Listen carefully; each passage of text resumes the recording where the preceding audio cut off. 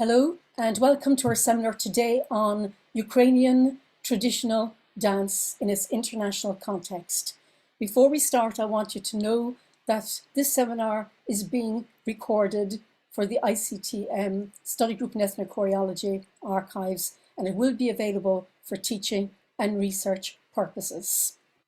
My name is Catherine Foley, and I'm Emeritus Senior Lecturer in Ethnochoreology from the University of Limerick in Ireland, and I'm also the chair of the study group on ethnochoreology, and I will be chairing this particular session. For those of you who do not know, the ICTM is an acronym for the International Council for Traditional Music, and it's a post-Second World War scholarly organisation which was established in London in 1947. The organisation focuses on the study, practice, documentation, preservation and dissemination of traditional music and dance of all countries in the world. To this end, the Council organises world conferences, symposia, colloquia, fora, and publishes the yearbook for traditional music and the online bulletin of the ICTM. The ICTM is a non-governmental organisation and is in formal consultative relations with UNESCO, and it aims, and I'll quote from the website here, to act as a bond among peoples of different cultures in order to contribute to the peace of humankind. Within the organisation of the ICTM, there are 27 study groups, of which the study group on ethnochoreology is one. For those of you who may not know, ethnochoreology is an interdisciplinary field and is the study of dance, dancing, and human movement in relation to culture and society. And we aim to promote the research, documentation, and interdisciplinary study of dance. We aim to provide a forum for cooperation among scholars and students of ethnochoreology and the anthropology of dance by means of international meetings, publications, and correspondence. And we also aim to contribute to cultural and societal understandings of humanity through the lens of dance. In organizing this seminar amidst the current Russian-Ukrainian war, we are aware that as we are speaking, that the people of Ukraine are in the middle of a war, with many people leaving Ukraine for safety reasons. Our hearts go out to the people of Ukraine. And I know it's about 16 days now into this war, so we really are here to support you. We wish to add our support to you, the people of Ukraine, and to acknowledge your rich culture. And today we focus on the traditional dance culture of Ukraine. We are very lucky within the study group on ethnochoreology because our esteemed colleague, Dr. Andriy Nahachewsky, he has been a member of the study group for many decades. He's been a participant and a scholar of Ukrainian dance in Ukraine and in his native Canada for 5 decades. His ethnographic fieldwork experience spans Ukrainian communities in 10 countries, and he thus brings a broad comparative perspective to the rich and diverse world of Ukrainian dance. Andriy is Hokulak Chair Emeritus at the University of Alberta in Canada, and he is also the current secretary of the ICTM study group on ethnochoreology. We hope that the seminar will contribute to your knowledge and understanding of Ukrainian culture through the lens of traditional Ukrainian dance. You will be introduced to the rich and diverse worlds of Ukrainian dance, sampling Andriy's own fieldwork videos and those of other Ukrainian dance researchers. Regarding the timing of the seminar, Andriy will speak for 1 hour, followed by 30 minutes of questions and answers. So I'd ask you to please post your questions in the Q&A thread, and please provide your name at the beginning of the question. Siri Mayland, who's the vice chair of the study group on ethnochoreology, will be monitoring the comments in the chat thread. So we look forward to your participation. We look forward to your questions, and we hope that you learned something from this seminar on Ukrainian traditional dance today. And it relates it to me now to welcome Andriy Nahachewsky. Thank you, Andriy. Thank you very much, Catherine, and thank everybody for participating. I'm just noticing on the chat, we've got lots of messages, and I don't know, we have 25 countries or more already saying hello. So it feels very, very beautiful, very kind of connected with the world.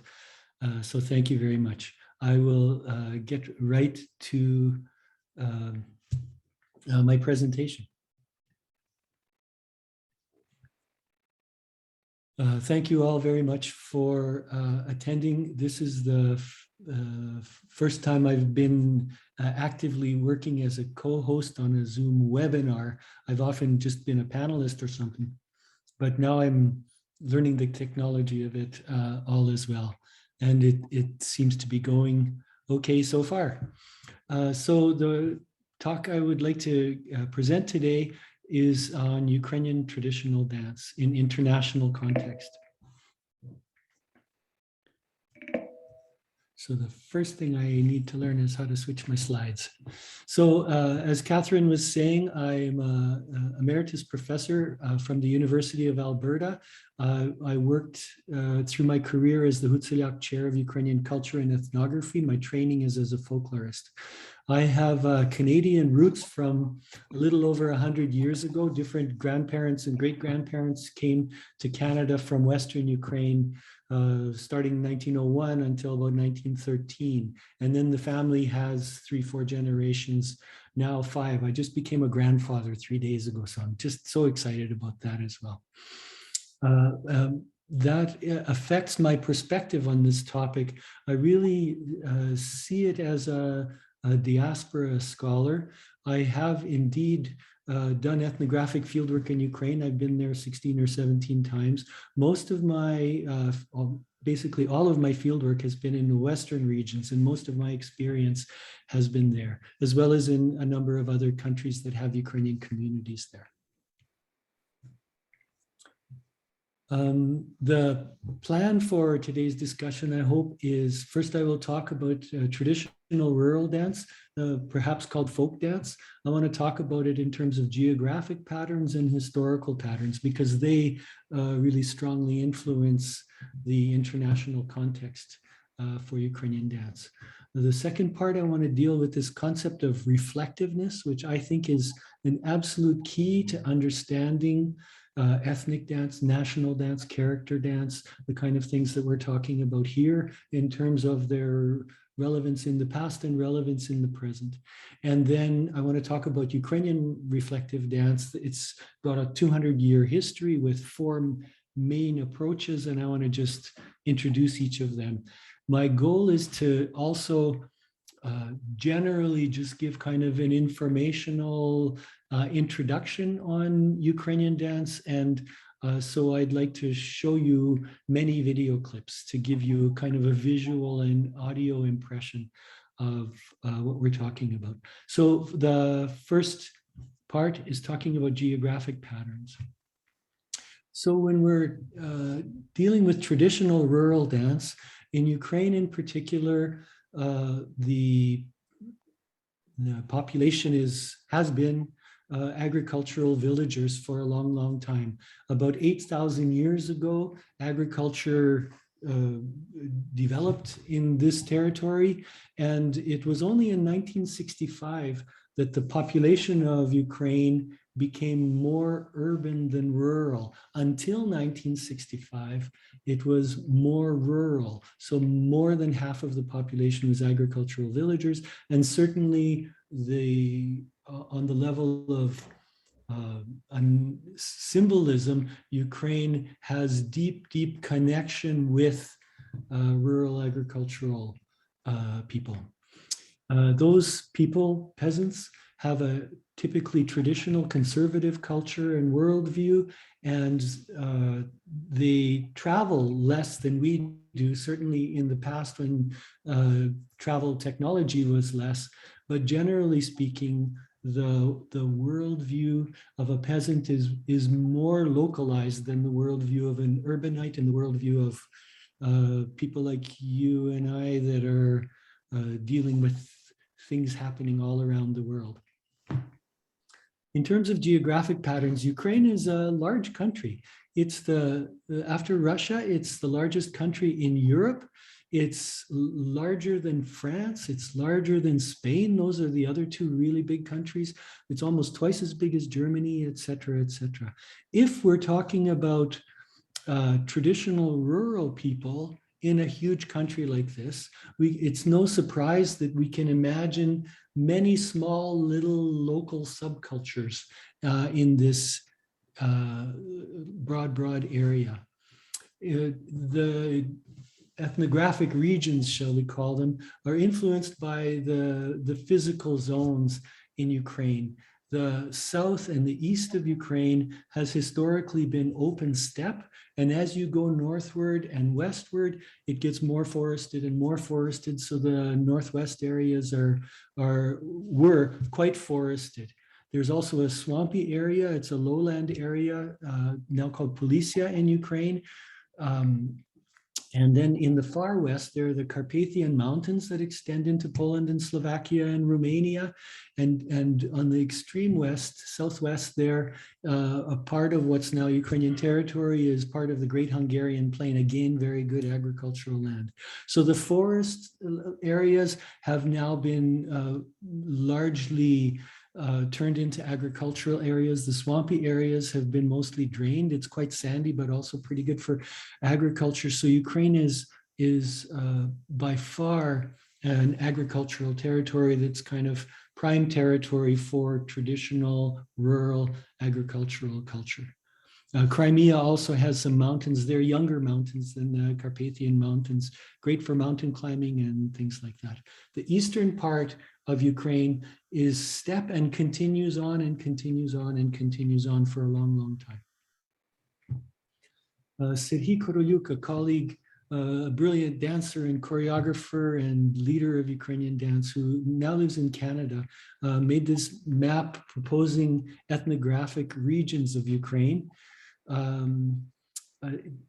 These are not kind of visible and obvious from a villager's point of view, but if you step out as a researcher, it can be possible to propose regions like this. And that's a very kind of important way of approaching Ukrainian ethnographic culture, whether it be dance or traditional dress or dialects or singing or material culture, et cetera, et cetera.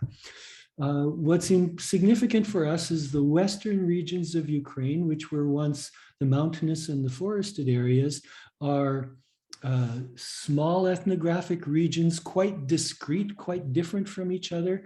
That's actually the part of Ukraine that has still today the higher density of population and historically the higher density of population. As you move east, you get a little bit less dense population and more recent population.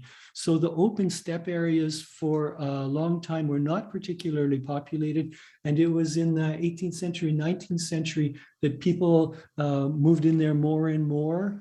Many people moved in from Western Ukraine, Central Ukraine into Eastern Ukraine. And also it was part of the Russian Empire at that time, moving in from Russia. So the central and eastern parts of Ukraine, very roughly speaking, are bigger, broader ethnographic regions with less clear boundaries, fading into each other more and more. Whereas in the West, you get kind of point, much more clear and much more talked about ethnographic regions.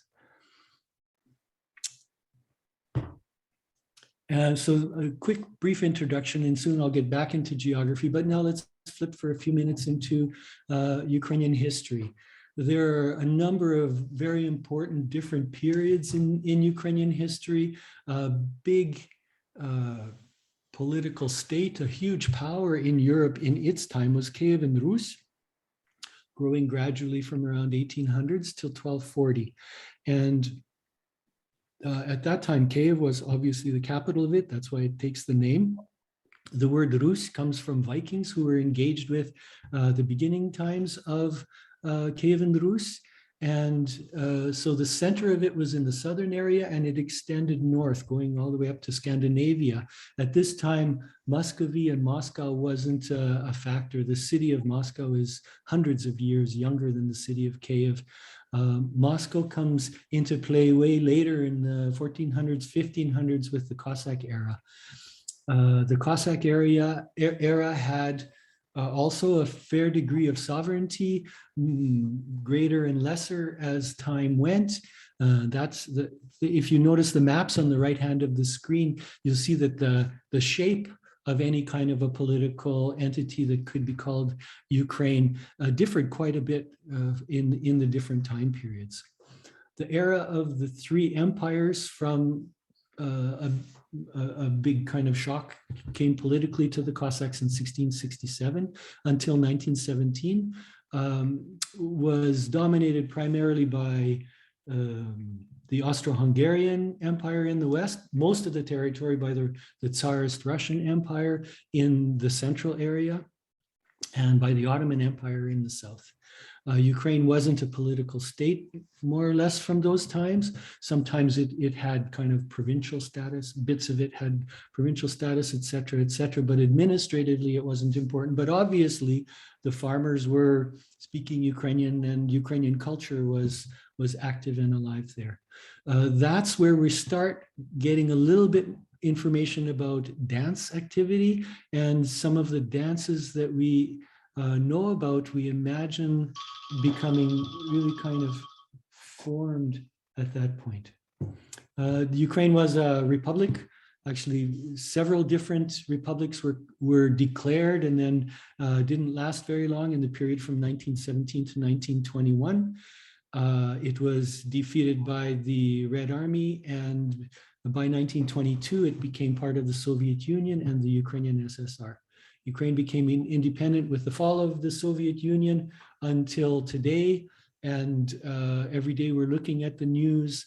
The invasion is threatening that very actively. And in some senses, that's why we're here today. This is an excellent time to get phone calls, but I won't answer them. In terms, focusing more on dance, we don't really know about traditional rural dance history because it's an ephemeral thing. It's like music. It happens in space and time with energy, but doesn't leave a physical manifestation. So archaeologists aren't the central people working on that. There have been some hypotheses of kind of a large scale historical eras. And perhaps the best one was developed by György Martin. He's a Hungarian dance scholar, absolutely brilliant, did a lot of work for many years, focusing specifically on this.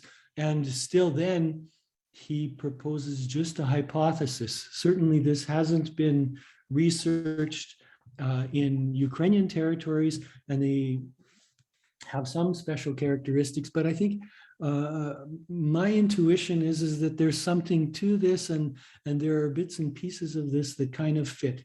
His argument is, let's say in the medieval and Renaissance times, the dominant forms of dancing in Europe were circle dances and chain dances. Then a little bit later in the Baroque period, this is very, very loose, the dancing became more individualistic, more improvised. People didn't hold on to each other and do the same thing, but everybody expressed themselves as a person. The third era in György Martin's model is more regulated. Figure dances such as quadrilles became dominant. Whirling couple dances, such as the most famous ones, perhaps the waltz and then the polka, line dances, were dominant at that point. He stops there, but I'll add a fourth one. Let's say since the 1930s or so, we have a new modern movement, which is less about physical contact and everybody doing the same thing, but everybody going inside yourself and moving different parts of your body as you feel. Modern dance, rock and roll, breakdancing, all that kind of stuff fits in what I add on to him as my fourth category. Martin noted that with this hypothesis, different parts of Europe have different sort of layer cakes of these layers. I think it's true if you think of them as historical layers, but even if you let the chronological part go to the background, but just in terms of 4 different styles of dancing. The Balkan area, for example, is very famous for its circle and chain dances, which remain quite evident there, dominant in many areas.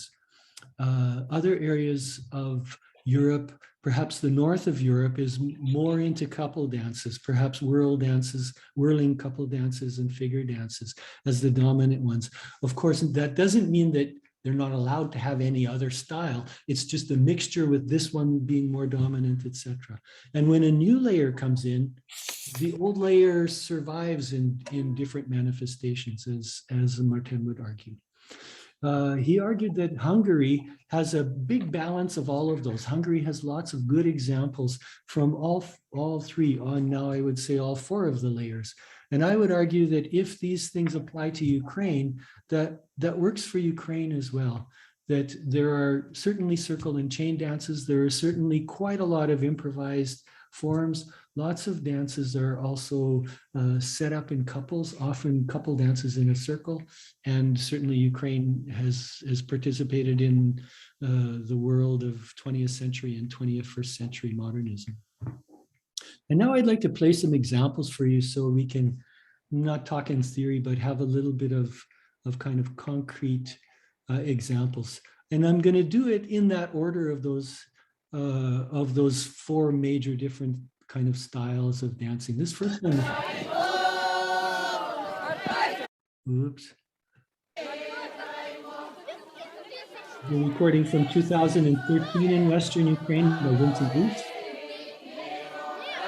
A circle dance done at Easter time.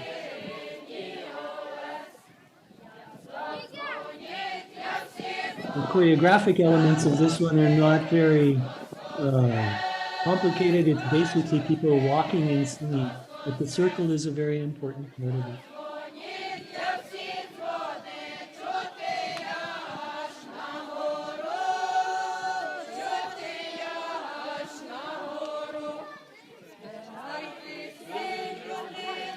These dances are arguably of the older layer in Ukrainian territory. They tend to be ritual dances. They tend now to also be organized rather than young people, young girls, just coming and doing it by themselves. Now it's organized by some committee. Now you get elderly people joining in because it's now become a symbol of Ukrainianness. We'll talk about this reflectiveness a little bit later, but through perhaps much of the history until the second half of the 20th century, these kind of dances didn't really have a national connotation to them. They were a local way of expressing, of expressing the ritual event of Easter. And people in Ukraine often argue that many of them are going back to pre-Christian times, and they are spring songs from 1,000 years ago. We don't really have concrete evidence of that. So as a kind of ethnochoreological, kind of critical scholar, I'll notice that many people believe so. The next dance is a circle dance from my fieldwork, recorded at a wedding in 1992, also in West.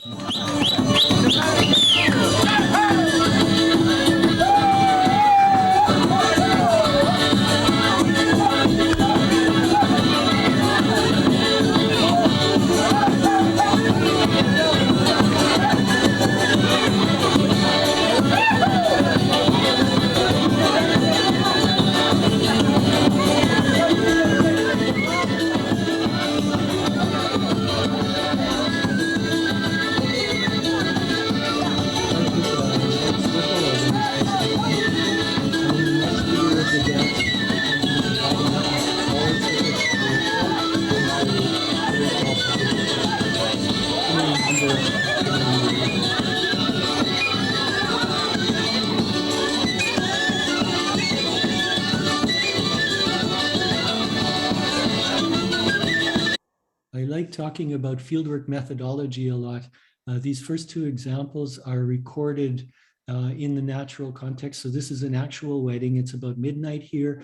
Many of the ladies have aprons on. They were actually cooking for 150 people throughout the whole day. And now it's at midnight. They've kind of got the kitchen under control. So now they're dancing for the bride and groom, for each other, to show community connection, to honor the family that's two families that are getting married, and to visit with their friends.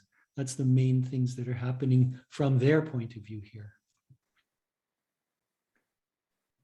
The next one is also a wedding. This one is in Chernivtsi Oblast, 1995. This dance is called Ruska.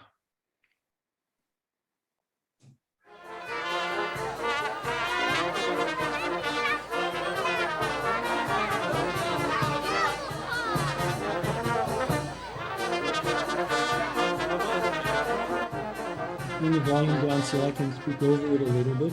It's also an important ritual dance in this village of Toporivtsi, which is in Bukovina.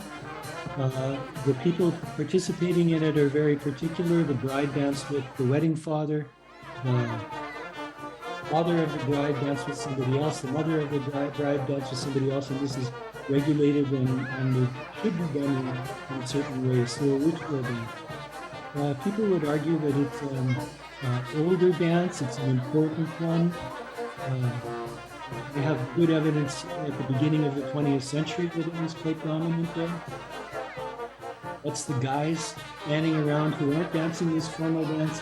The guys stand in the center of the dance space and the girls stand in a big row around the circumference of the dance space. So the dance space is actually a donut, which works really well for the circle couple dance. The fieldwork recording situation, you've always got potentially kids running around. It's a tight space. You often have a hard time to get a good angle with people not in the way, etc. So there's advantages and disadvantages, obviously, of different recording situations.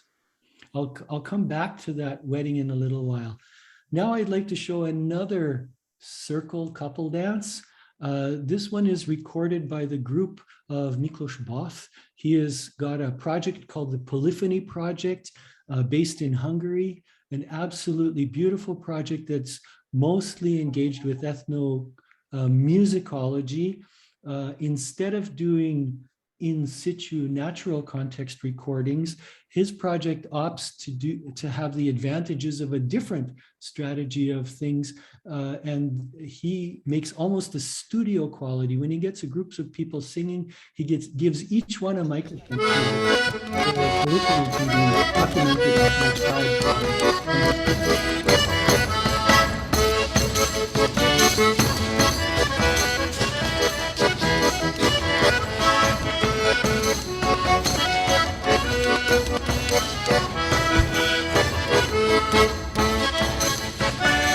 Dance. So the first figure is going to be this uneven step to the floor, and now it's the second figure. It's a quality video.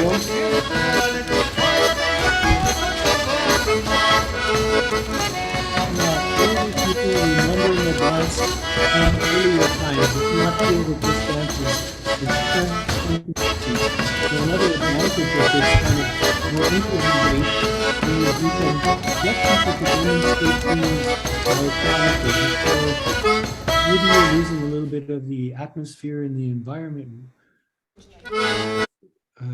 Andriy, sorry, yes. The audience, we can't hear you when you play the video. So when you have sound on your video, we can't hear what you're saying. Okay, thank you very much for telling me. Otherwise, I would continue that. I'll stop.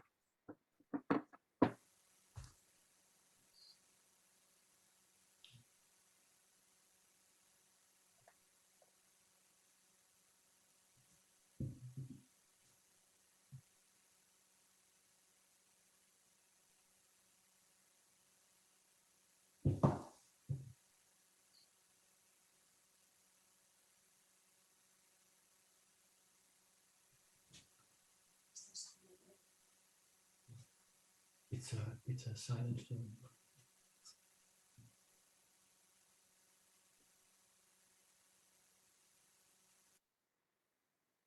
So I hope you can hear me now. Yes. That last one was actually a silent film from 1956, I think. So we had about 60 seconds of complete silence, I think. It's a beautiful example of a quadrille and another kind of fieldwork situation, fieldwork documentation. The Ukrainian Academy of Sciences had a project led by Andriy where they went around Ukraine and recorded in different villages the different dances that were normal at that time. It's a fantastic documentation. There are not quite 100 dances in that project recorded from many different parts of Ukraine. Some of them are traditional rural dances that are participatory. And this particular one is a nice example of a quadrille, probably that came into this part of Ukraine, which is central, a little bit south Ukraine, after the late 19th century when quadrilles were really dominant and popular. Super benefits of historic films like this are that we get to see people back then, so they're like a time machine, but technical quality, et cetera, et cetera. So this one, for example, is not connected with sound like we wish it was, even though we know we can see the musicians playing. And we're back now at the wedding in Toporyutsy. I want to show a second example.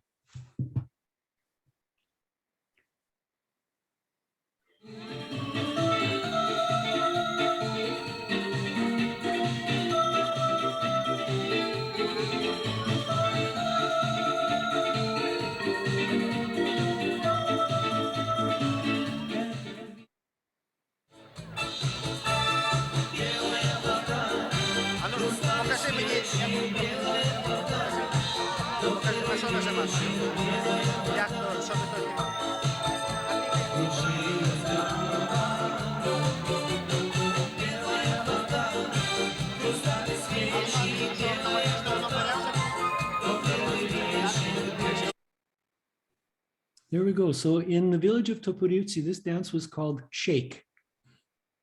And it's a kind of a form of rock and roll, certainly adapted to this culture because of the donut model for the dance space there. It's the boys in the center of the circle underneath that apple tree in this particular case, and the girls on the outside circumference of the circle. There's this no man's land that's the dance space. If a boy ever wants to ask a girl to dance, he's got to go across that open space. Everybody in the circumference and all the little old ladies standing around the outside are watching him as he goes to the girl, and all the other girls are watching as well. It's not clear who he's going to ask until maybe the last minute in some cases. So there's kind of pressure to ask somebody to dance. And shake is a good solution to that problem because it's not a couple dance at all. People just make a big circle and they dance that way. In England in the 1960s, shake was famous for kind of being wild and crazy, shaking your head, shaking all your body parts. Here, they almost never move their feet. They almost never move their head. It's just a little bit of kind of bouncing in the knees. It's a very different kind of dance. So they've taken a dance from another culture and adapted it into the cultural needs of their own place. And I would say that happens all the time in traditional rural dance. It's always adjusted to the current context. So those are several examples. We had some chain dances, we had some improvised dances, we had a variety of different things, circle dances as well. That's kind of like an attempt at a macro scale talking about changes over time, although, as I said, very much just a hypothesis and not really research. Next, I'd like to talk about just a micro scale of how traditional rural dance changes over space and time. So very, very diverse. It would be impossible to say how many dances there are. It might be possible to try to give a list of all of the names of all of the dances, but that wouldn't be really accurate, because sometimes having only one name, you'll get 100 variations in 100 different villages, and neither can you define it only by the form, because sometimes two dances that the movement of the dance is the same, they might have completely different names. So in Ukraine isn't unique, and that would be the same for all countries, for all areas when you're talking about traditional rural dances. They're not completely fixed, they're not completely stable. There is a mental model, a prescription in the mind of people inside the culture, and room for improvisation. There have been some good ethnochoreological writings on the relationship between the prescription and improvisation, but the dance is recomposed each time as people communicate. If I would, so I've just presented my verbal commentary to this slide. If I would give my verbal commentary to this slide a second time, I would not use exactly the same words. I would not use exactly the same sentences. I would recompose the sentences. They're maybe based on these point form bullets, but it would be different each time. And in normal conversation between you and me, that would happen. In oral cultures, that's just a very normal thing. People are composing as they're speaking. Some music cultures talk about improvised music as well. And certainly traditional rural dances are improvised in that same way. It's kind of like an oral tradition, but it's a bodily communication tradition. Sometimes the innovation in these dances is intentional, as in when young people learn a new dance from another village and bring it back to their own village and say, let's do this one now. So the repertoire changes intentionally. And sometimes the innovations become unnoticed, as maybe a certain dance gets done faster and faster, or one particular improvisation ends up being really popular, and then more people copy it, and it becomes normal that way. In any event, in traditional rural worlds, I would say that there's a tendency for things to operate on a local scale in space and time, because people's cultural horizons are physically limited. There's lots of stories of villagers never going more than 30 kilometers away from their home. Maybe that doesn't happen so much in the 21st century, but certainly traveling less and engaged less with a distant world and more involved in their local area in space and also in time, because they're not doing a dance as documented in the past, they're doing a dance as within living memory. Of course, that's an oversimplification and an exaggeration, but I would say that the balance goes in that direction compared to what we're going to look at later. Let's take a look at a kind of a micro scale example of this. Perhaps the best published work in Ukrainian ethnochoreology still till this day is Roman Harasemchuk's Tanci Hutsovsky in 1939. He spent quite a long time, around 32, 33, 34, traveling around the Hutzul area. If you look on the map in the bottom left corner, it's just that little red dot. It's part of the Carpathian Mountains. The range of the bigger map on this screen is maybe 70 or 80 kilometers from edge to edge. And he visited basically every village and did an exhaustive study of the dance repertoire in each village among the villagers. And he also interviewed them, asking them about where did it come from? Is this one really popular, etc. And he did participant observation mostly, and he took pictures and he did interviews and did a really detailed description of especially the physical forms of the dance. This map in particular shows one dance, and I think it's a good model for us to imagine of how traditional rural dances are living, flowing entities. So a dance called Vorochtyanka is named after the village of Vorochta. So the name of the dance means the dance from Vorochta, really. And he describes it as a circle couple dance. It was innovative because the music was played at a faster tempo. So really high energy, spinning really fast. From Vorochta, people went there and they saw this dance and they wanted to do it. So it spread particularly to the southeast. That's along to some degrees the valleys in the mountains, and the villages are connected there with roads or paths, and with trade. People would go to the market in Vorochta and see the dance, and people from Vorochta would go, let's say, to Žabje, which is now called Verkhovena.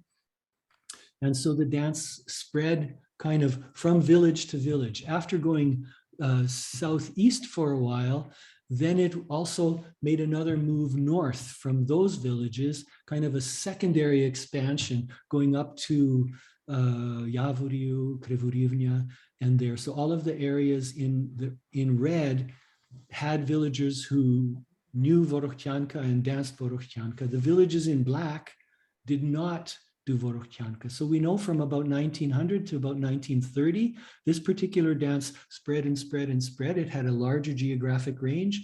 And then since Harasemchuk's time, we don't hear Vorochtyanka being done now. So it's not been really carefully researched, but the geographic zone of Vorochtyanka reduced and reduced and reduced. So it kind of, we can imagine it having a life cycle, documented beautifully by Harasemchuk. So I think that's really nice. Maybe it won't work exactly like that for all dances. Some dances really start in one village, stay in that village and never really grow beyond it. And other dances have a much, much broader geographic spread. The other thing that he shows in this dance is dances that come from other areas into this area. So his interviewees said, oh yeah, there's this and this dance. It comes from, let's say, Bukovina. And that's the blue part of this map. 16 different dances the interviewees documented that within their living memory or as the community remembered it, those dances came from Bukovina. 3 came from the area of the town of Viasenia, then 8 came from up north, Kolomea, from Sniatin, from Podillia. So a huge part, that's almost half of the dances in his entire repertoire that he documented there, came within living memory or within oral memory anyways, into the to the Hutsul area. That's an amazing number, because the Hutsul area is in the mountains and it's famous for being very conservative, all kinds of archaic elements in material culture and in their dialect and in their rituals and customs and things like that. So you would expect that dance would be very conservative and not change very much. And old layers from, I don't know, 1,000 years ago would still be there because there's never any change. But then when Harasemchuk actually asked concretely, we see an awful lot of change. So things are really happening. Traditional rural dance is not fixed and locked in ice. It's kind of the metaphor of it being living, I think is really apt. Of course, what this map does not show is how many dances from the Hutsul area went out into Bukovina and out into the east and into the north. We know that that happened, but Harasemchuk didn't do research about that while he was in the Hutsul area. So there's no arrows there, not because it didn't happen, but because there's an absence of data from his research. And so that was a micro scale look at geographical transformation. And now let's go to an intermediate scale, which doesn't go centuries and centuries, but takes concrete historical spaces and concrete historical times. Certainly dances came into at least Western Ukraine from the Austro-Hungarian Empire in the 19th century. The map is a little bit shifted to the west. So Ukraine, contemporary Ukraine would be on the right side of the map. You can see Kiev there in very tiny letters. But we're only talking about, let's say, the western 20% of Ukraine that were part of this province of Galicia and Bukovina and part of the Hungarian kingdom of Transcarpathia in the second half of the 19th century. And the Austro-Hungarian Empire, this is Vienna. This is the land of Strauss and Mozart and all kinds of things. The 19th century was a huge time for great cultural change in the Austro-Hungarian Empire, in the elite, music and cultural expression, but also on the level of the general population. And if you're living in some place in the province of Galicia, you're looking to the capital city of your country, your an imperial country, let's call it, but there's a lot of influence coming from there. And I've also drawn a second arrow from Budapest, but it doesn't have to be from only the capital city to the cities. It also kind of slowly moves in to the countrysides as well, even if it goes via the city and then kind of melts down from the country. So we see polkas of all different kinds, waltzes, quadrilles coming into the repertoire of Western Ukrainian traditional rural dances in this time, because it's part of the Austro-Hungarian Empire. And you could say the same thing for Western Ukraine in terms of Poland in the interwar period, and obviously way before that, because Poland was also sharing Galicia in the Austro-Hungarian Empire. But at least Western Ukraine has dances like Krakowiak and Mazurka and Polonaise and Troyak and many other dances that are, if you want to put them into a national category, you can call them Polish dances, although for the rural people, the national things mattered less. I have one story about that. One of my interviews in Ternopilska Oblast, a woman was telling me about her youth in the interwar period. Her village was a mixed village of Ukrainians and Poles and Jews. And in the 1930s, there was increasing tension between the Ukrainians and the Poles.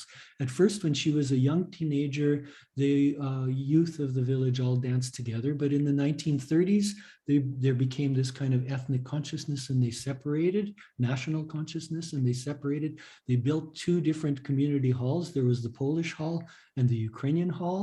And if boy was Ukrainian, he couldn't go to a Polish dance in the Polish hall, that would be trouble.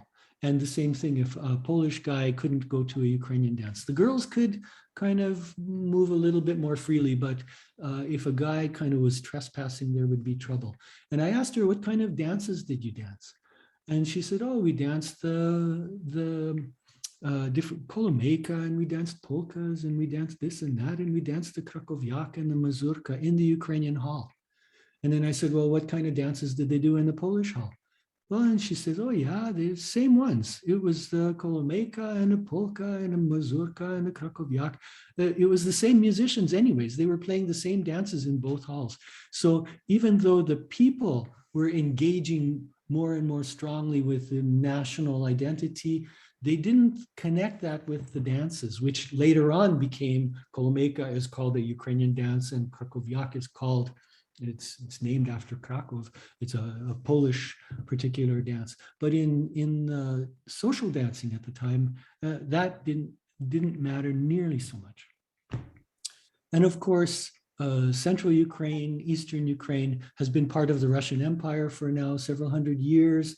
And as part of in the Soviet Union, next to Russia, the boundary between Ukraine and Russia there is not a super strong cultural boundary, but the dialects blend into each other, the same in Belarus, and the cultural traditions, calendar customs blend into each other. There's certainly cultural differences, but even in Western Ukraine, which didn't become part of the Soviet Union until 1939 for a little while, and then really during the war and then after the war, by the 50s and 60s, people in Western Ukrainian villages were already dancing dances that came in from the Russian influences in the Soviet Union, Yabluchko, Karapet, Korobka, Bublichka, etc. So we see international things happening an awful lot. I feel in some ways I am speaking against the grain, because in many ways in a nation building project, we are called on to emphasize how Ukrainian culture or Spanish culture or Finnish culture or any nation building culture is unique and different and special. So and when a folklorist or when an ethnographer is part of that nation building process, they tend to emphasize that. So many times in Ukrainian publications about dances, a dance like a polka will be kind of a second-class dance.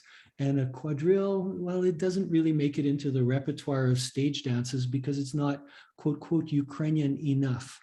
That's the perspective from the nation builder, from the reflective world, but not necessarily the perspective from the villagers. So let's go there. One more bunch of influences. Of course, there are influences from the West in Ukraine and have been for a long time. The foxtrot right after what we call World War I, the Charleston in the 20s, the tango also early in the 20th century, and the other ones after World War II, which are really easy to document and record because they're super common nowadays.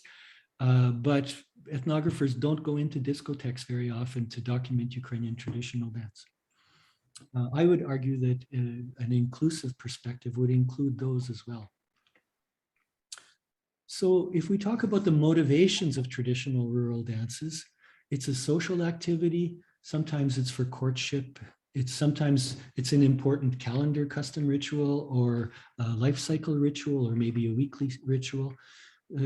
Rural dances really do have aesthetic elements. People can talk about this was a better performance than that one. This dancer is a better dancer than that one. There are definitely aesthetic criteria that they're aware of and build on. There's also this sense of personal expressiveness. I worked hard all day, now I'm just going to let go. And it's a kind of a physical and psychological release, which is valued. So traditional rural dances have many, many different motivations and functions and values. The one about identity is pretty complex. Age groups dance differently, different status groups. So maybe the most important family in the village got to dance right in front of the musicians, whereas marginal people had to dance at the edge of the dance space. Gender, women dance differently than men. The best dancers were noted. And sometimes it's about locality. So in that examples from the wedding from Toporivtsi, the main older ritual dance was called Ruska, the Ruthenian one, we could translate it into English. They were aware in their region of a dance called Voloska, which is kind of the Wallachian dance. So there they recognized in that village, some people are Ruthenian, some people are Ukrainian, some people are Romanians, some people are Moldavians, and then others, but those are the three main ones. In the traditional situation, the issue of nation is less. These things are all on a local scale, but not necessarily about the past. In that dance in wedding in Toporivtsi as well, if I'm a young man and thinking I'd like to dance, and should I dance the Ruska or should I dance the Shake? The Ruska is older, it's ritual, it stands in the center of the kind of traditional repertoire, but I don't care because I'm a little shy, so I don't want to ask this girl to dance directly. But if we dance in Shake, then I don't have to answer. I could ask her, I can just stand beside her, dance beside her, and we're dancing together and she'll know it and I'll know it, but I don't have to announce it to everybody else. So for a young guy, it's not about how old the dance is, it's about what the dance looks like and feels like, what's happening right now, and other advantages that are related to the form. This is an oversimplification, but it's kind of heuristically exaggerated. I hope you forgive me for that. Now I'd like to shift into a different part of the presentation and speak about reflective dance. Reflective dance for me is any dance where people do focus on the past as part of their dancing. So the past is some kind of additional value and a motivation for being engaged in that dance. Words like, oh, this dance is traditional from the participant's point of view, an interest in doing authentic dances instead of other ones, and the whole idea of heritage are really important there. I call it reflective. It's kind of like looking at the dance in a reflection in the mirror. The past is part of you. So you're here and now, but you're also then and there as well sometimes. So reflective dance. issues of preservation and revival matter to people who are in this reflective mode of thought, but not necessarily normally in a traditional village situation. And not only does it change the traditional dances, but entirely new dance traditions evolve as kind of daughters of that rural traditional situation. In Ukrainian dance, the recontextualized reflective dance traditions are almost always on the stage, but I'll show you examples, not always. And reflective dance also comes in a variety of flavors. Sometimes people engage in these reflective dances because it's part of the past, but also because it's beautiful, and they emphasize aesthetics when they revive these dances. Other ones engage really strongly as a national symbol. And you know that given the national issues and troubles in Ukraine right now, that function of this kind of reflective dancing is really, really high. And other kinds of reflective dance are geared specifically to be good entertainment. In Ukrainian cultural history, there are four main approaches to reflective Ukrainian dance. It started actually 203 years ago. The first successful performance of Natalka Poltavka, it was a play in 1819, included staging of the actors pretending they were peasants, putting on peasant costumes, pretending they were dancing. The second layer is the beginning of the 20th century. The third layer starts from 1937, and I would say is still really active today. And the fourth layer grew in its own way in the post-Soviet context. I want to give examples of each of those now.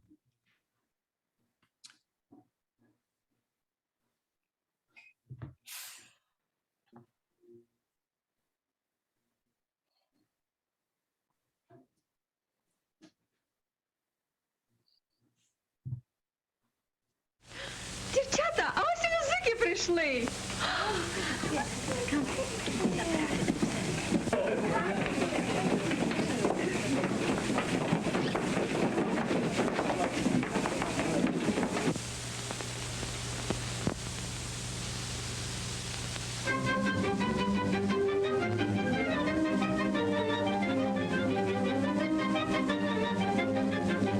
Гарбуз білий качається, чого старий чіпляється, причепився, гарма-дарма, задивився, що я гад. Причепився, гарма-дарма, задивився, що я гад. Відчепився, дарма їде, до мене краще їде. Ой, почиде, хоч не їде, відчепився, дарма їде. Ой, почиде, хоч не їде, відчепився, дарма їде.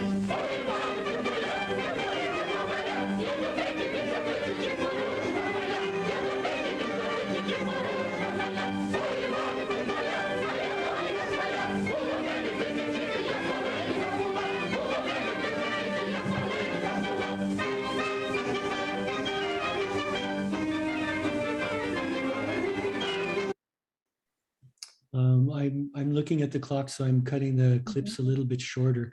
You'll notice that this one was recorded in 1938. It's an anachronism by this point. It is a nice example of a dancing scene inside a larger play. In this case, it's a film, which is fortunate for us because it means it's documented and I can show it in a presentation like this. But by 1938, this is really old school. It's not being done like this in Ukraine. It's being done like this by immigrants in the United States. And it's bigger and fancier with nicer microphones and things like that. But I don't have an example from 1885 that I could show you. So this is kind of the closest thing. Generally speaking, the actors improvised the dancing. Very often they didn't do choreography very in great detail, except for when one character needed to dance with another character or two characters are fighting or something like that. That would be choreographed, but the actual movements were improvised by each performer by and large. The next layer is particularly led by a guy called Vasyl Verkhovenets and another one called Vasyl Avramenko, very, very important in establishing staged Ukrainian dance as a kind of an independent genre. Rather than having the dances being part of a play, now you can have a whole concert consisting specifically of Ukrainian staged folk dances. These were both actors that turned into dancer specialists and developed that. The example I have is also a Canadian one. Avromenko's material has been fairly well documented. He went out to the West. He was a persona non grata in the Soviet Union and spent almost all of his life in the West. Let's take a look at that now.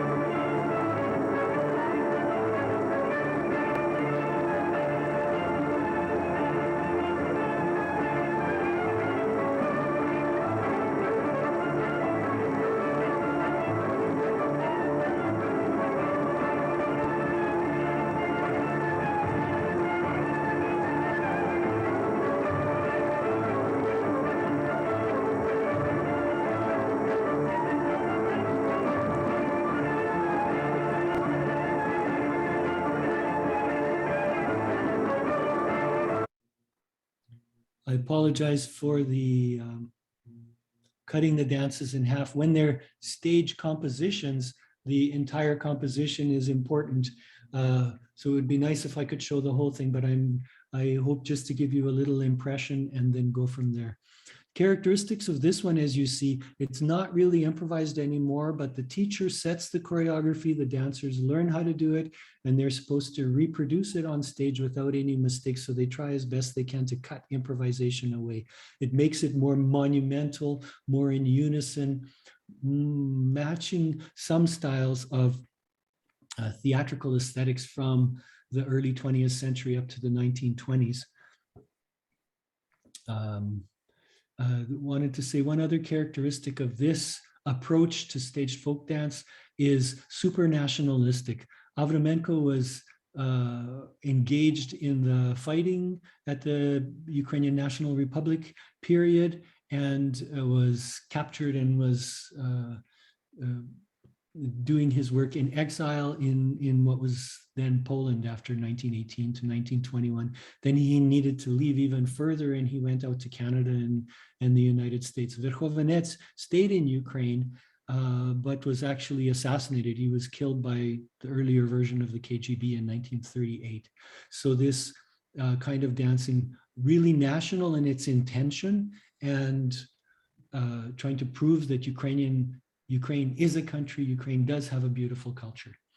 It obviously was much bigger in the diaspora than it was in the Soviet Union, where you couldn't do that kind of a thing. The Soviet Union developed a different layer, though. I'm calling this the spectacular layer. The most famous dance group that does this style is the Virsky Ensemble. It started 1936. The Soviet Union was having kind of a Cold War with the capitalist world. They, with their staged folk dance, went into an international folk dance festival in London in 1936, organized by Maud Karpelis, among many other people, and they won first prize. This was a huge success. And their dance was actually a Ukrainian dance, even though it represented the whole Soviet Union, and was was performed by dancers from the opera.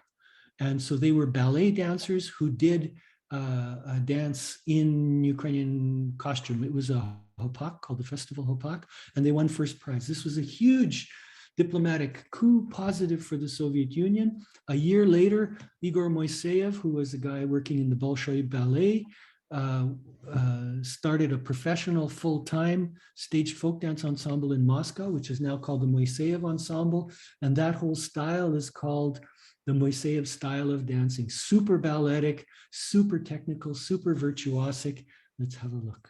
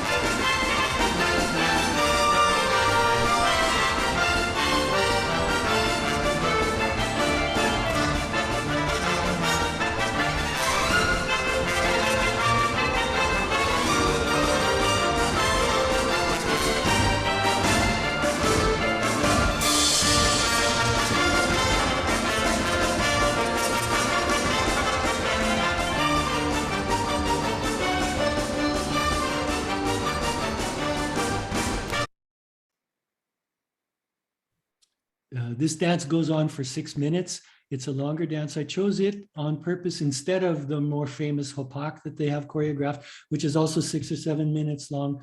This dance is called We Are From Ukraine. It's not a staging of a folk dance at all, but it's in many ways, a political composition. The dancers are dressed in 2 couples each for different ethnographic regions of Ukraine. They're wearing the costumes of those regions. And then when it's their turn to come to the front and center of the stage, they dance a little 30-second segment, representative movements, representative melody played by the symphony orchestra, representing their region. And then the next one comes in, and then the next one comes in. And the end of the dance, you can look at it on the internet. There are many, many copies of this one and the whole repertoire of Virsky.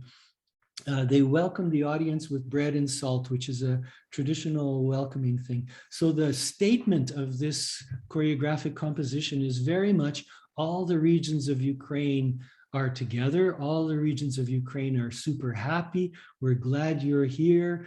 And we welcome you. We're just full of love and friendship and brotherhood. This is a beautiful, beautiful socialist realist kind of political statement. You notice on this particular shot, the lights in front of the stage are blue and yellow. The Ukrainian flag, the Ukrainian colors, shall we call them, although this choreography was performed for 30 years before that with a Soviet message too. Not only were all the regions of Ukraine together happily, but there are other choreographies that have all of the nations of the Soviet Union lovingly, happily dancing together and showing unity and friendship. So it's really clearly socialist realism and fantastic dance as well. The arms in the Avramenko choreography from the previous layer were kind of bent at the elbow. The wrist opposite the ear was the way Avramenko described it, whereas here clearly full extensions, épaulement, extremely pointed toes, technically complicated and technically very, very successful in the professional groups, and then you have lesser professional groups and amateur groups.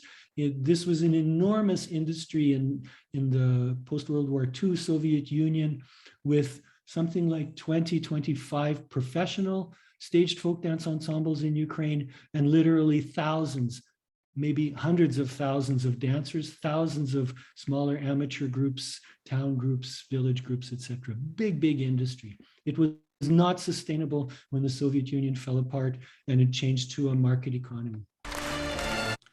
The response to that in the post-Soviet period was a roots revival. There were always village dance groups that did local repertoire at a not very high technical level, at a not very famous marketing promotions level. But in the post-Soviet period, starting, let's say, 1985, there was a big revival of roots. The national level was not so good during the Soviet period, but now the national motivation by the dancers is higher and higher. This is a group called Bojici, and they do field work primarily for singing, but also for dancing, and encourage dancing that they say is not for the big stage, but it's for real people to do. Get off the asphalt and let's dance.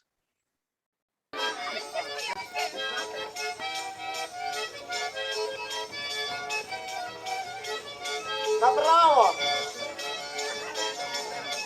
налево, ще раз наліво. Очерету спокійно товару паша, от хлопці до сені, то я буду ваша, от хлопці до сені, то я буду ваша.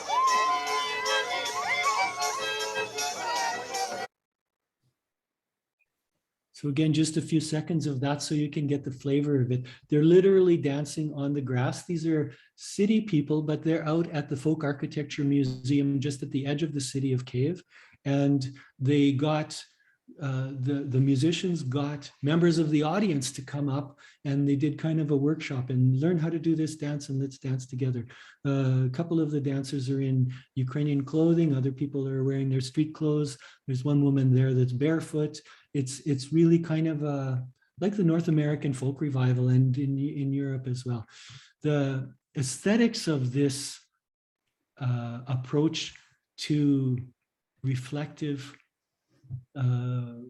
Ukrainian dance is in many ways diametrically opposite of that spectacular approach.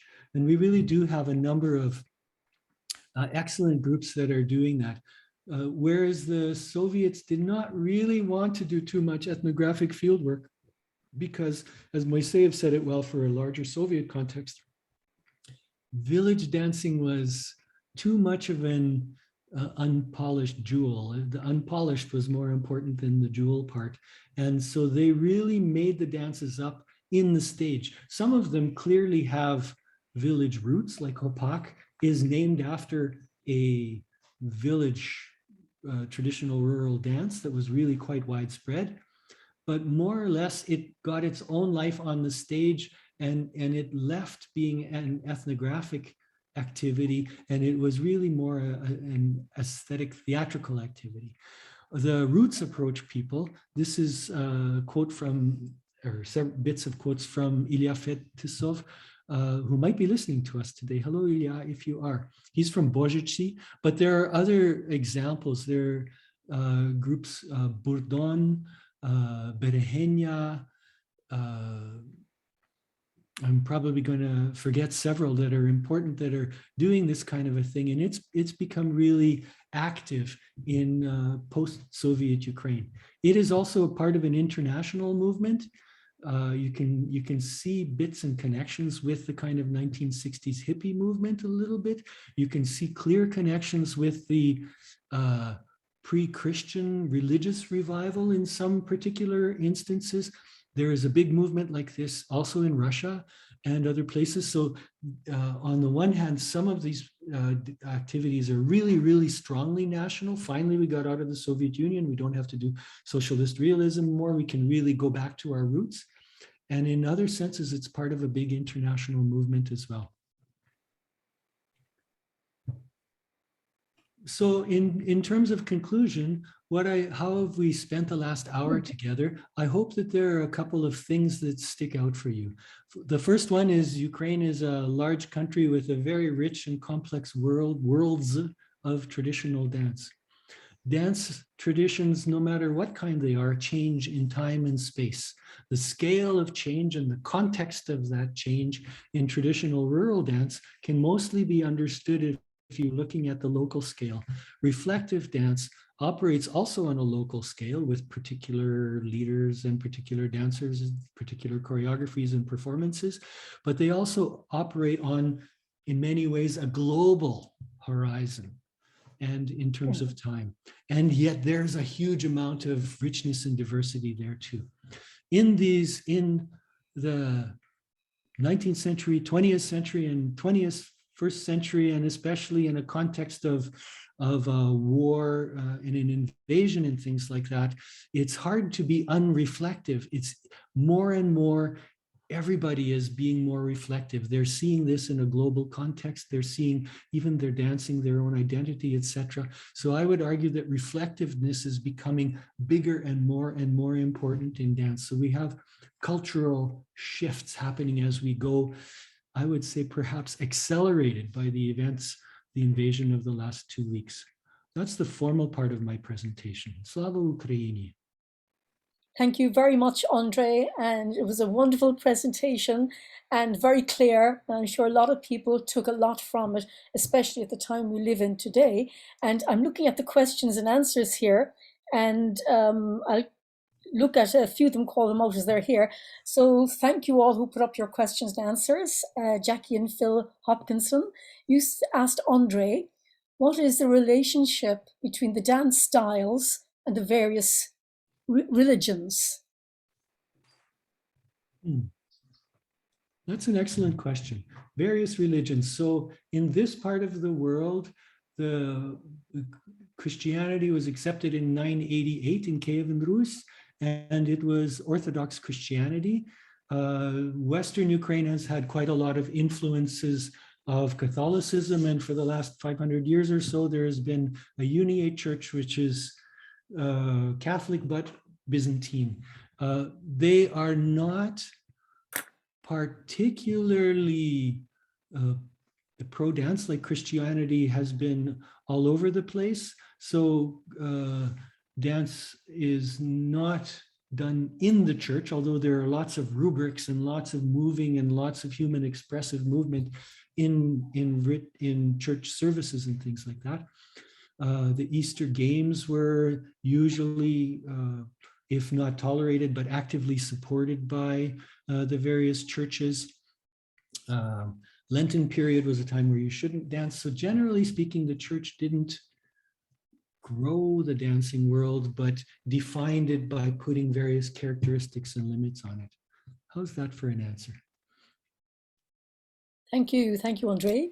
And I know that our attendees cannot raise their hands here. It's just your questions that you may have. You'll have to put into the Q&A feature or into the chat, and Siri, look at that in a few minutes. So there's another question here from Darius Kubliowski, and he thanks you for your presentation. And this question is, what role does Cossack and Kolomyika, music and dance and associated cultural symbols as part of national identity of Ukrainians, what does it play at the moment in Ukraine and within Ukrainian diaspora around the world?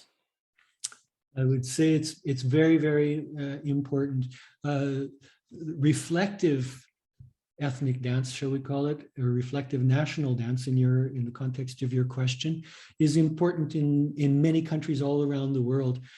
Irish dance, especially since river dance, but even before, since the early 20th century, dancing is a huge and powerfully successful symbol for Irishness. It's a huge symbol, let's say, for Egypt, but belly dance has a whole different feel to it and things like that. In the Ukrainian context, they're very important. The Avraменko era from the 1920s was very, very successful in giving a positive representation of Ukrainianness to the rest of the world that didn't know what the heck Ukraine was in the beginning of the 20th century, when Ukraine had its national struggles at that time. So music and dance were very successful there. And the Kolomyika, the Hopak, Cossacks dancing have been strong Ukrainian symbols ever since then. And in the last several weeks, as I've looked at things in the internet, there a lot of the engagement with issues is, there's a Canadian dance group, for example, that is doing a national tour, and they're saying we have to do this tour even more now because Ukraine is under threat. So very, very importantly, the Cossack image is complicated in a different way in Ukraine itself, because there were Ukrainian Cossacks and there were Cossacks in the territory of Russia now too. So Cossacks are a Russian symbol as well. So Ukrainians work really hard saying Cossacks are ours kind of thing. And Russians also would say Cossacks are ours. And ethnographically, they're both right, of course. But it's a strong Ukrainian national symbol as well. The Kolomyika, very important symbol, probably the most important symbol in Western Ukrainian situation. Thank you very much, Andriy. And there are another few questions here. I hope we have time for them all.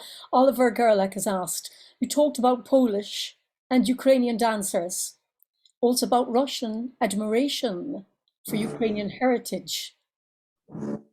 Question, did you also work with Jewish dance traditions, also in the context of Hazdenism? Not as a specialist at all, although in Western Ukraine, the former population, a little bit of the current population, Western Ukraine had many Jewish people. Actually, I've worked more with Jewish dance researchers in New York than Ukraine-specific ones. Many of them have a big revival movement, including in terms of traditional dance, researching it, reconstructing it, etc.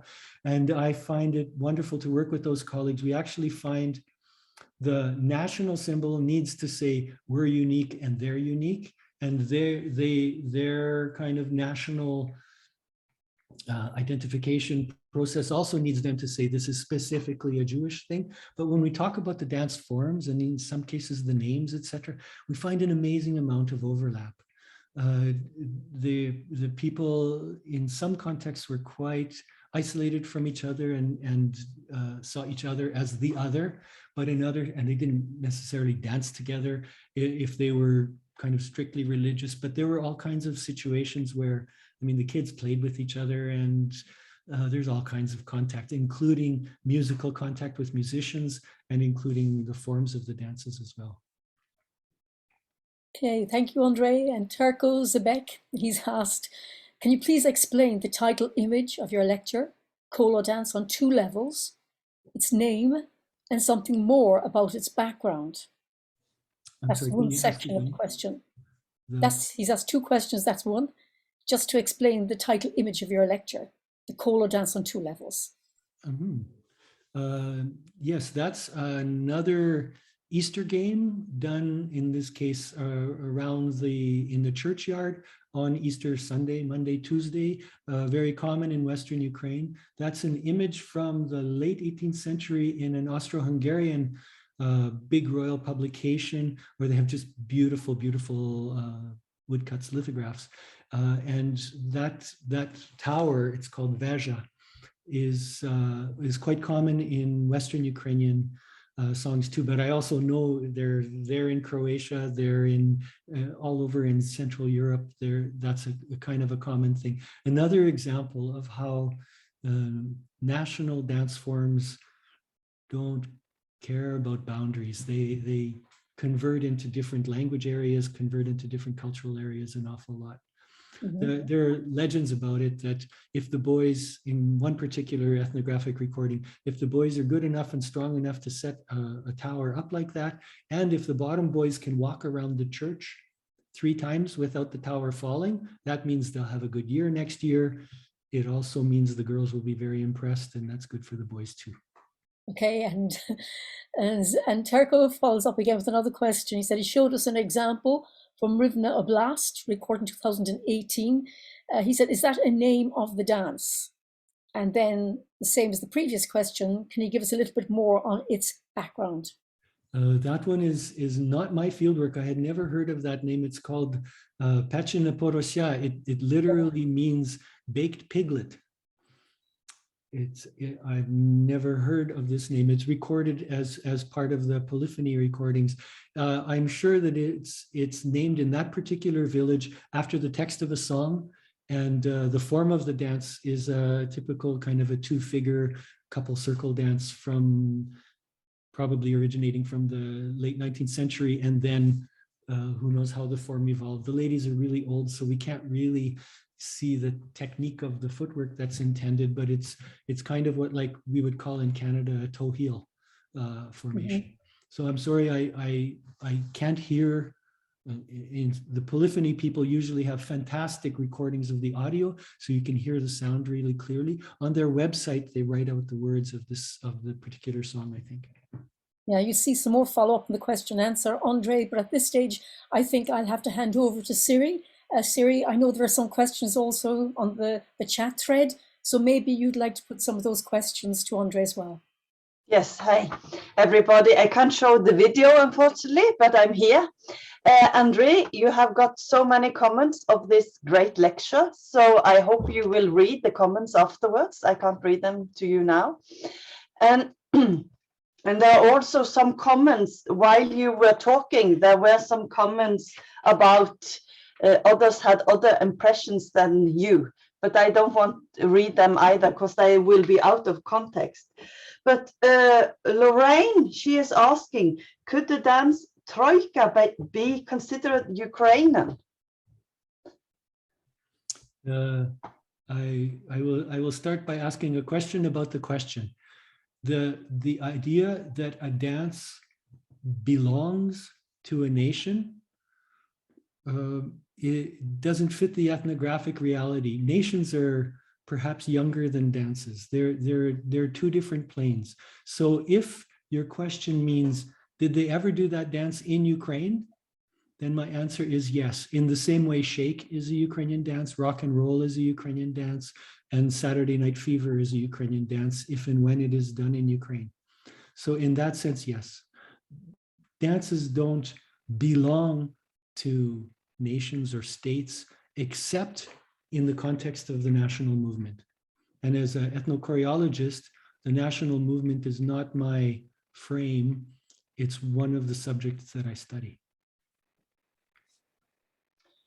And then we also have Egil Bakka, and he writes that I note that Ukraine has no dance on the UNESCO list of ICH, Intangible Cultural Heritage, among the 4 inscribed. How come, you think? I don't know what they're doing there. That's very true. There have been ideas of putting a couple of dances there, but hasn't worked itself up into a formal nomination at this point. Yeah, that's very true. Considering how important dance is as a Ukrainian national symbol on the international scale, you might think that the ICH committee in Ukraine might choose a dance, but they haven't yet. Thank you, Egil. Thank you, Egil. Any more questions, Siri, in the chat? I think there are more comments, as I said, and some of them turned them into Q&A. So it is just one question you maybe can answer in the end, Catherine, and that is how to get a copy of this recording. Yes, and I suppose I had a question for you as well, I suppose, Andriy, because in many cultures in the world, many rural dance traditions influence, as you say, maybe new recontextualizations or representations of those dances. So I'm wondering, for instance, in the Ukraine, are there contemporary dance companies, contemporary theatrical dance companies who have taken traditional dances inspiration and created new work with them, and how popular are they?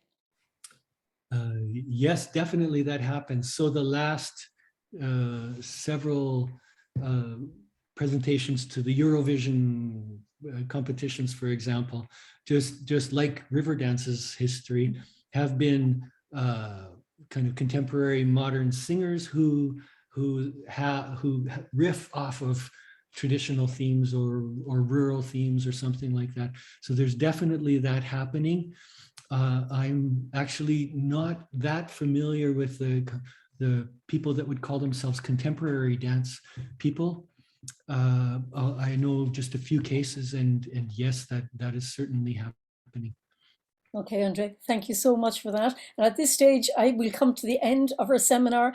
I want to say that we have recorded the seminar today, and we will make it available. At the moment, we're looking at the ICTM Study Group in Ethnochoreology Facebook, but we will let you know through the listservs, and we're delighted that we have this resource for teaching and for research for anybody who wants it, literally. So it leaves it to me to say thank you. Thank you so much, Andriy Nahachewsky, for being so clear and for presenting such a wonderful seminar to us today on Ukrainian dance. A very poignant moment for the Ukrainian people. We send our very best wishes to Ukrainian people, and thank you, Andriy, for again sharing the knowledge. And I hope all of you who attended today learned something about Ukrainian traditional dance culture. Goodbye and stay well. Thank you very much. Let's hope for peace. Let's hope for peace, Andriy. Goodbye. Bye-bye.